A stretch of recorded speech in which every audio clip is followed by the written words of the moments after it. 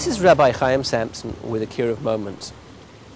Many people at large feel that Judaism looks down on non-religious Jews. And as a result of that, they feel estranged from you as a person, as well as being estranged from Judaism itself. We'd like to dispel that myth. How do you do that? So if you share with someone that if someone puts a gun to someone's head and says, "We'll kill you, God forbid, unless you kill the innocent person who's standing in front of you," what's the Jewish law? What does Judaism say about that? Now the answer, you can tell them, is that the Talmud says you're not allowed to kill an innocent person to save your life because you don't know whose blood is redder. You really don't know who is a better person in God's eyes, you or he.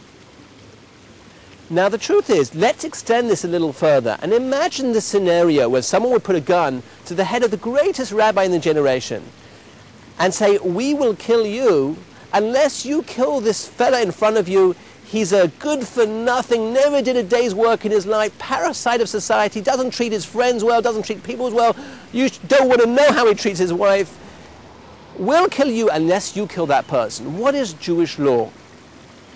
And the answer is obviously the same. You cannot kill an innocent person to save your life. And the reason again is because you don't know whose blood is redder. You just don't know. But what do you mean you don't know whose blood is redder? This guy is the greatest rabbi in the generation, and this fella is just a good-for-nothing. How can you say you don't know whose blood is redder? Because Judaism teaches there's only one being who judges people, and that is the creator of the universe himself. You don't know what his chemical makeup is. You don't know what his genetic makeup is. You don't know he wasn't brought up by his father was Jack the Ripper and his mother wasn't any better.